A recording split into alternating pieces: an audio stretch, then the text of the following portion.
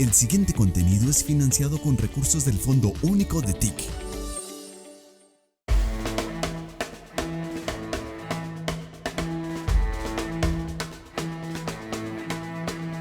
La adrenalina hace que la recursividad salga a flote.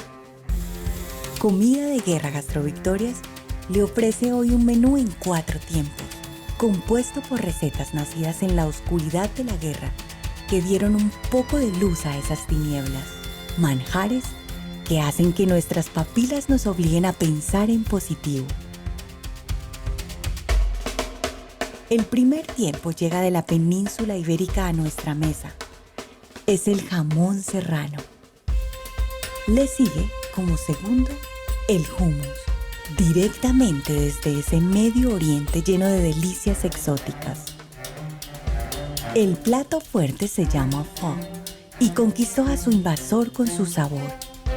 Ese invasor era Francia, la cuna de la gastronomía. De postre serviremos una paleta helada de frutas que sirvió como reinicio del alma a una congresista secuestrada en Colombia. Y al final, ofreceremos una cortesía, la bebida que le dio la principal característica al pueblo de la libertad misma. Desde Boston, el té. Bienvenidos.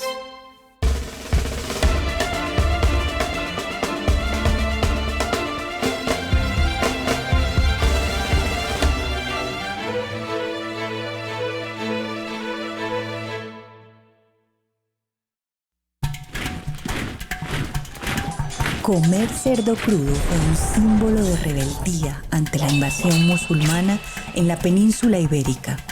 La carne de cerdo calmó el hambre durante la ocupación, pues los moros no se llevaban los cerdos, animal considerado impuro por su religión. Entonces, los criaron en grandes cantidades. Luego, a partir del siglo XV, en medio de la Reconquista, se reconoció como invasores a quienes no comían cerdo. Fueron expulsados. Y aunque el jamón ya lo consumían los romanos, fue en medio del régimen árabe que en España se perfeccionó su técnica de preservación por salación. Se convirtió en el símbolo de una de las más apreciadas gastronomías del mundo. Por eso nos complace darle la bienvenida a Comida de Guerra Gastrovictorias con una buena ración de jamón serrano, directamente desde Serón, una de las capitales de la jamonería española. Buen provecho. Los musulmanes invadieron la península ibérica por alrededor de 800 años y los españoles tuvieron que adaptarse a esa invasión. Una de las maneras más interesantes en las que respondieron fue a través de la comida. La gente de un nivel socioeconómico bajo lo que hacía era el cerdo que tenía en su casa, le daba el jamón a unos señores, que no podemos llamarlos todavía empresa, y esos señores por 1 kilo de jamón le devolvían 2 kilos de tocino. Claro, esa gente al final tenía 2 kilos de algo para comer, de algo además que le aportaba mucha grasa y mucha caloría, que era lo que le hacía falta para trabajar en el campo.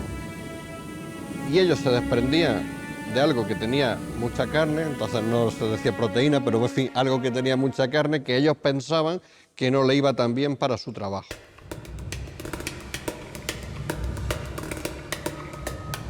Los musulmanes eran el poder reinante en España y podían llegar a las haciendas y tomar lo que quisieran.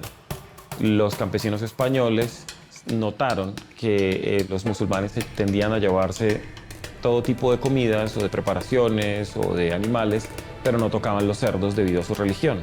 Entonces los españoles lo que hicieron fue incrementar la producción de cerdo e incluso las preparaciones de cerdo en su mesa.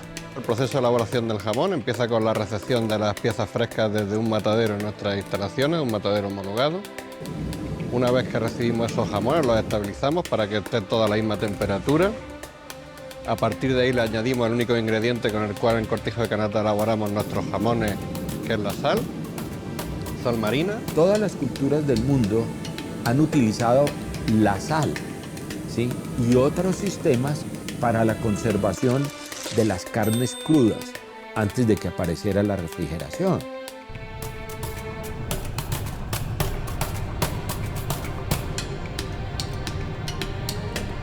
Eso desarrolló o impulsó a que la comida española girara mucho en torno al cerdo. Entonces se crearon las morcillas, se crearon los chorizos, las preparaciones con jamones, el jamón ibérico y la dosificación del jamón ibérico para que rindiera más.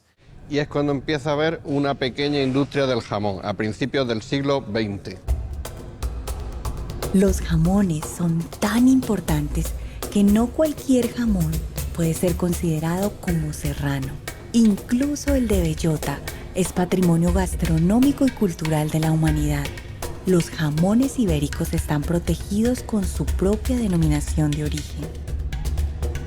Bueno, los jamones españoles son tan famosos por el sistema de elaboración tradicional.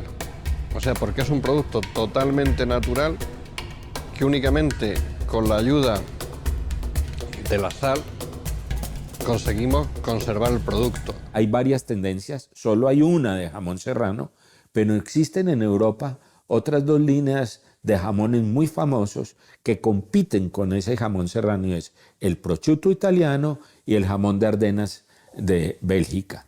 El sabor es diferente a aquellos productos que son procesados, porque tenemos que tener en cuenta que cuando hablamos de carnes procesadas, el jamón no es una carne procesada. No es una carne procesada porque no está hecha con aditivos, solamente está hecha con el único aditivo natural que es la sal.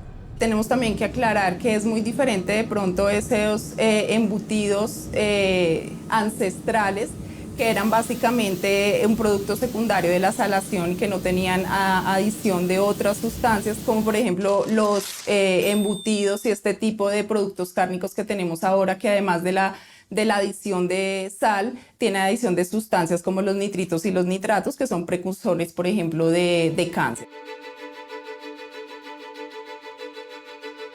Cuando tú vas en España encuentras que usan hasta las orejas de cerdo, las fritan, lo mismo los pómulos de cerdo, y hay sin fin de preparaciones de cerdo, pero todas esas preparaciones de cerdo son una respuesta al invasor musulmán.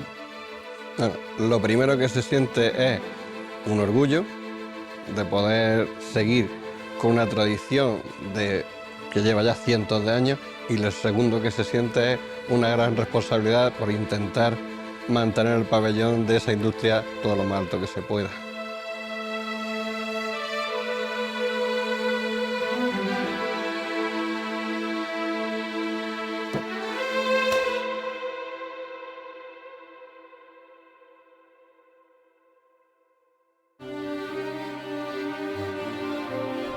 Hecho de garbanzos y pasta de ajonjolí o sésamo, llega desde el cielo el hummus.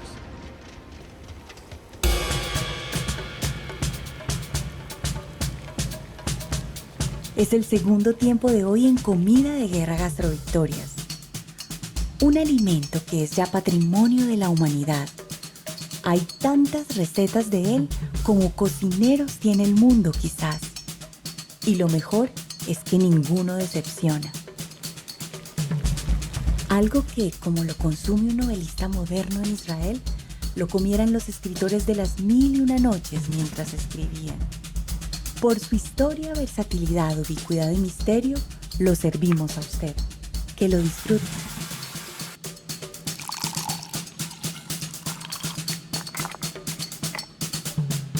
Uno de los puntos más interesantes también de este conflicto que hay entre el mundo árabe y los israelitas es que se ha llevado hasta la comida, y ese es un claro ejemplo que pasa con el hummus. Pero donde más se han parecido las culturas árabes y la cultura judía del pueblo judío es en su alimentación. Y el hummus es una discusión histórica que no se sabe todavía quién la gana. Una discusión que cabe, me parece a mí, en un plato tan chévere, sino simplemente puro orgullo, puro ego, querer tener el plato como plato nacional. El hummus es plato nacional en Israel y puede serlo al lado del Líbano también. Y quién lo hizo antes realmente no importa, es la cantidad de gente que lo come. Para nosotros es patético que se diga algo así, no tiene ningún sentido, porque es que el hummus se lleva consumiendo desde hace muchos siglos atrás. y el Estado de Israel existe desde hace tan solo 73 años. Israel fue creado como un país en 1948. Entonces es absurdo decir que es un plato israelí. La historia del hummus, de hecho, comienza en Inglaterra, porque BBC lanzó una votación al público en general para que eligieran el plato nacional. Y la moda llegó a Israel. Entonces en Israel hicieron la votación y el plato elegido como plato nacional fue el hummus. Es importante, pues, o simplemente se caracteriza como un hummus que tenga garbanzos y tahine, que es el puré de ajonjolí. La palabra hummus, que en árabe en realidad se pronuncia hummus, significa garbanzos sencillamente. Y eso es porque es el ingrediente principal de esta pasta. Aunque la fricción directa de Israel es con Palestina, o el conflicto directo es con Palestina, son los libaneses los que, digamos, toman este toro por los cuernos y deciden hacer un hummus que pese 1 tonelada para registro de los récords Guinness. Podríamos decir que el garbanzo es un superalimento, que el aceite de oliva es un superalimento y que el ajo también es un superalimento. Es decir, digamos que esta comida es súper nutritiva. Entonces Israel contesta haciendo un hummus de 2 toneladas y los libaneses retalian con un hummus de 8 toneladas. El garbanzo es una leguminosa, con lo cual es una principal fuente de proteína vegetal. Además tiene un contenido riquísimo en potasio y en magnesio, que son minerales que ayudan al mejor funcionamiento de los músculos como tal y de la salud cardiovascular. Entonces, por eso, digamos, en este contexto del desierto, pues era un alimento importante por el aporte de ciertos micronutrientes. Los israelíes tratan de lanzar una campaña comercial bastante agresiva de mercadeo de hummus israelíes, y los árabes lanzan la petición de establecer el hummus de denominación de origen protegida. Y la guerra continúa hoy en día. La deshidratación de los granos, de cereales y de semillas es sumamente significativo y de cambios cualitativos muy importantes. El hummus es tan árabe como el desierto en el que vivieron los judíos por tantos años, en el que solo se conseguía comida árabe, como el hummus. Entonces, ¿cómo no va a querer la memoria colectiva judía al hummus, si salvó su vida? En la Biblia está escrito, en uno de los versículos está escrito el hummus. Entonces, creo yo que es un plato tan absolutamente antiguo, reconocido al fondo o al máximo, que por eso se lo están peleando y por eso están diciendo es que es el plato nacional. Los israelitas lo consumen más como un plato que está como una entrada, en cambio los árabes lo consumen como si fuera un plato principal. Entonces la forma de acercarse pues a esta receta es también diferente. Las fronteras, al final de cuentas, son líneas divisorias. Y en la medida que vamos llegando a la frontera de un país con otro, siempre hay partes de una cultura que afecta a la otra. Entonces, el plato nacional es algo que come mucha gente, que está muy arraigado en la cultura. Y más que un plato nacional, puede haber muchos platos nacionales. Y el plato nacional de un país puede ser el plato nacional de otro país también, claramente. Para nosotros significa nuestra propia identidad. Cada vez que invitamos a alguien a nuestra casa, lo primero que nos gusta que prueben es el hummus. Especialmente si son extranjeros, porque para nosotros forma parte de nuestra propia cultura palestina.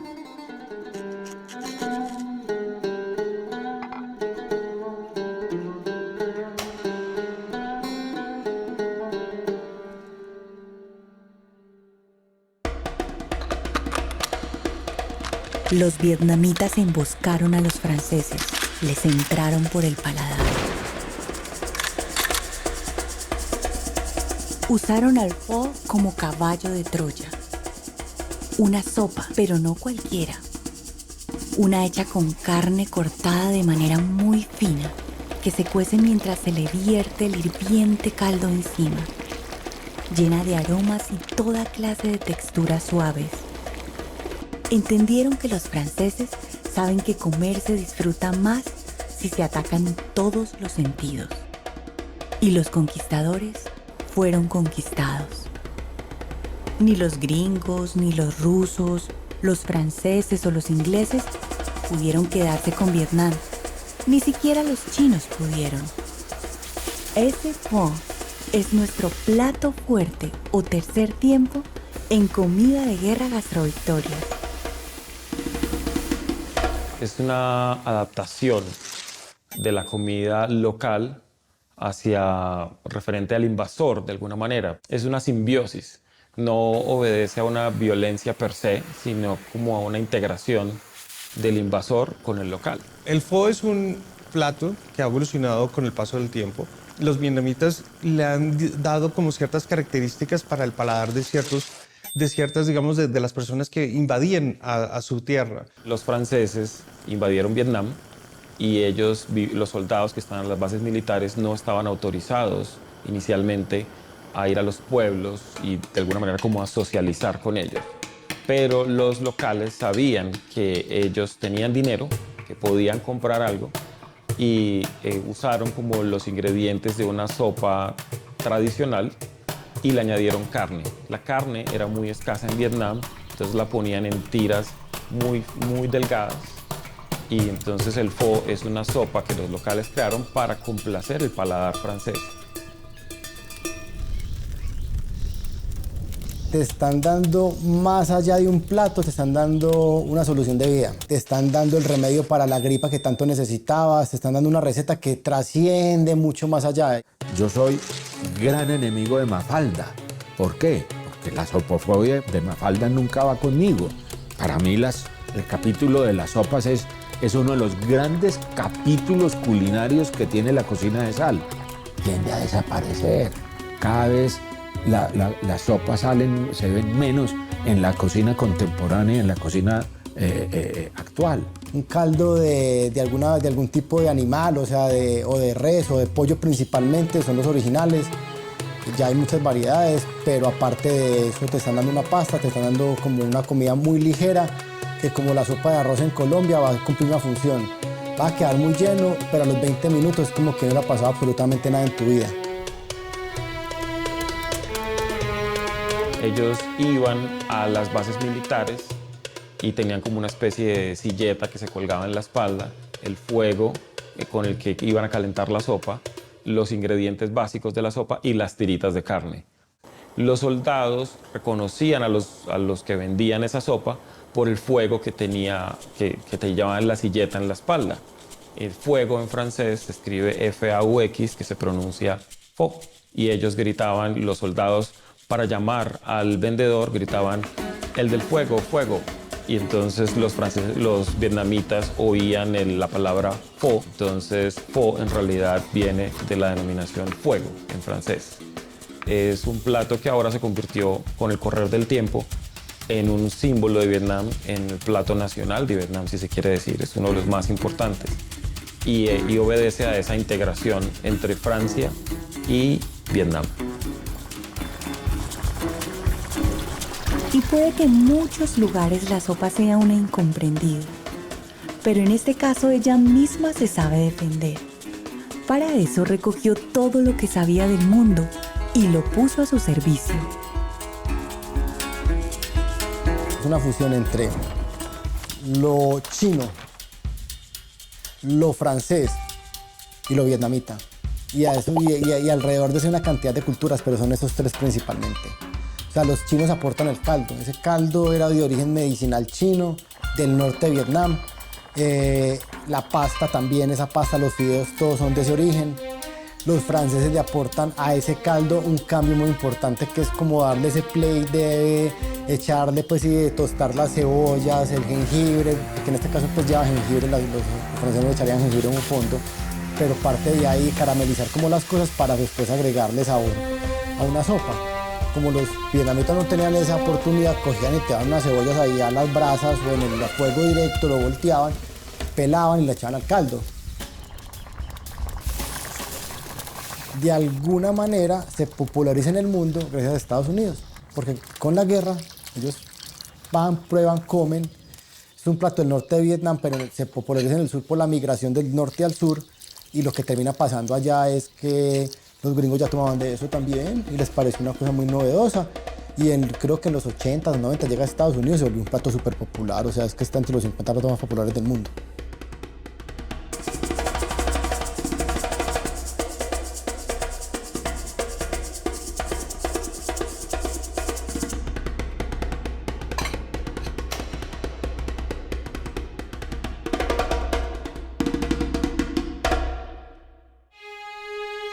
Consejo para que vuelva a salir el sol en la tiniebla de un muerto viviente. Dele una paleta de piña.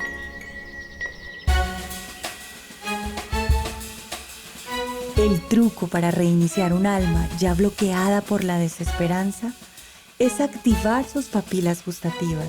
Así fue que la piña, para muchos la fruta con el sabor más intenso de la naturaleza, logró darle batería a un corazón por más de 7 años apagado.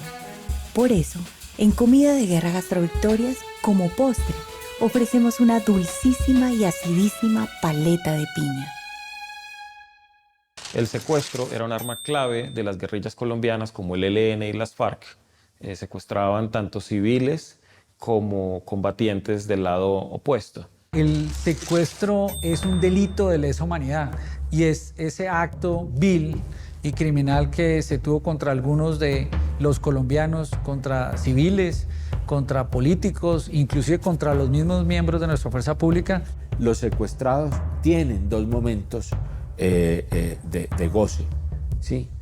Cuando les llega la comida, trátese de la basofia que les estén dando. Nosotros decíamos, tenemos que comer lo que nos traigan, feo, sin sal, horrible, sin saber a nada, pero aquí se trata de sobrevivir. Y si es buena comida, pues mucho más la aceptan, ¿sí? Y la añoranza. Son los recuerdos, es lo que comemos en la casa. La comida de la casa es la mejor comida del mundo, la comida que le hacía a uno la mamá cuando pequeño y la abuela. Y en esa tristeza, esa soledad, esa angustia, esa desesperanza que se ve en un secuestro, ese miedo, de pronto alguien decía, bueno, ¿qué le gustaría comer cuando lo liberen o la liberen? Entonces cada uno decía, nada, a mí me gustaría comerme un tamal, el otro decía, a mí me gustaría comerme un pescado, otro decía, a mí me gustaría comerme un sancocho. Y a mí me preguntaban y yo decía, uy, a mí me gustaría comerme un helado y comerme unas frutas. La comida no solamente tiene la función de nutrir, sino también tiene una función o un rol social que además es transversal a la vida, ¿cierto? Los dulces, los helados, pueden o digamos tienen el efecto de aumentar la liberación de dopamina, que es un neurotransmisor que produce placer y bienestar.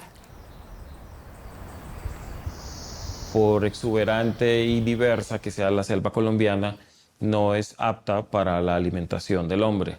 Las personas secuestradas eran sometidas a privaciones alimenticias, características de campos de concentración similares en la Segunda Guerra Mundial y en otros conflictos. El momento en el que nuestros ancestros empezaron a pensar en comida como en algo más que alimento, quizás fue punto de inflexión en nuestra evolución como seres humanos. Salimos del Caquetá, pasamos por la Sierra de la Macarena, por el Meta, caminamos casi un mes. Cuando estábamos en ese tránsito hacia el Guaviare, yo creo que estábamos en la región del Meta, cualquier día llegó un guerrillero y en un cajoncito llevaba un helado para cada uno, una paleta. A mí me parecía un sueño. De hecho, yo decía, ¿qué es esta maravilla que hoy yo me pueda comer un helado? Tanto que me gusta, pero además tanto que anhelo comerme un helado.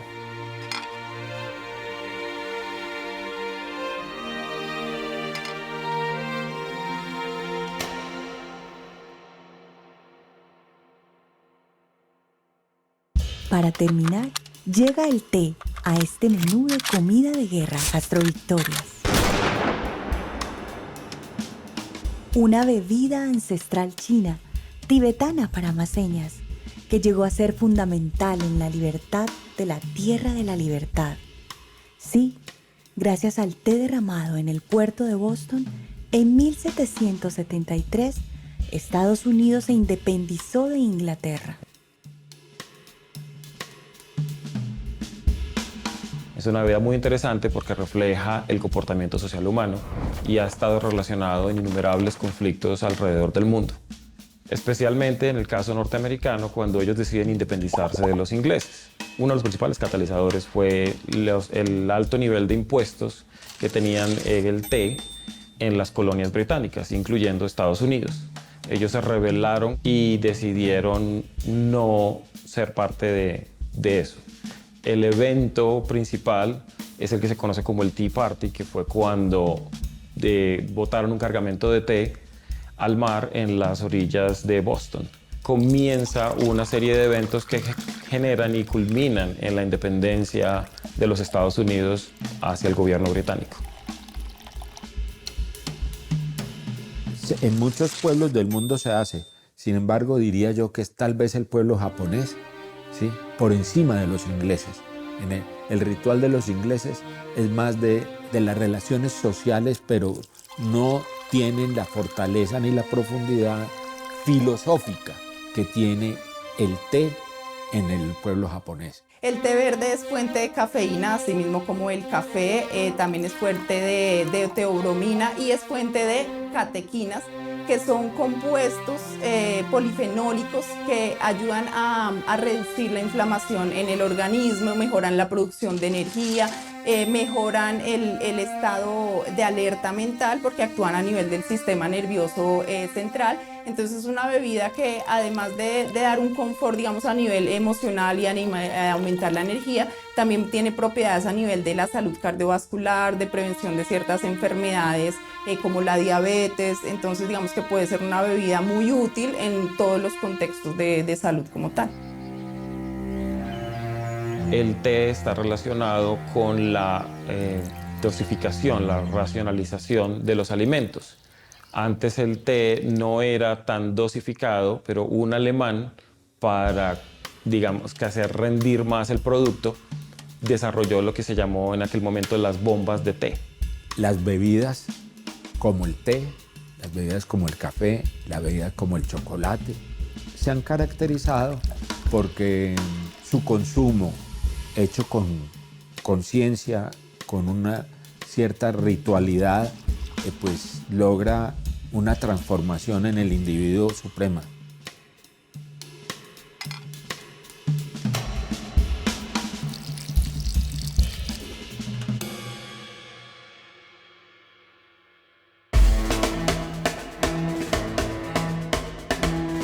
Pueden llamarse serendipias esas circunstancias que permitieron tener hoy al jamón serrano, el hummus, el pho, la paleta de piña y el té en un mismo menú. Nosotros creemos que son compensaciones de la naturaleza en medio de ese balance tan sabio que solo ella tiene.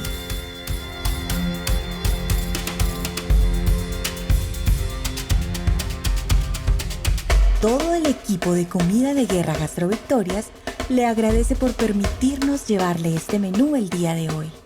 Esperamos poder contar pronto con usted nuevamente para sorprenderlo con más historias, color y mucho sabor.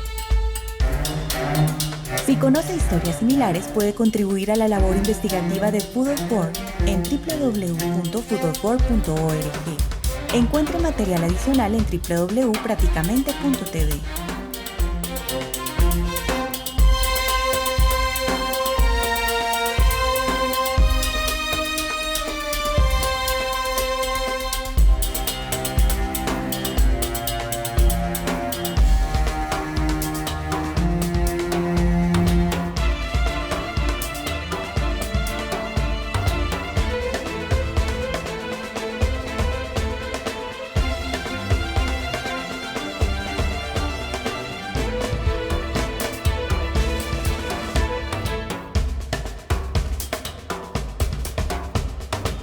Esta es una producción ganadora de la convocatoria audiovisual Abre Cámara del Ministerio TIC de Colombia.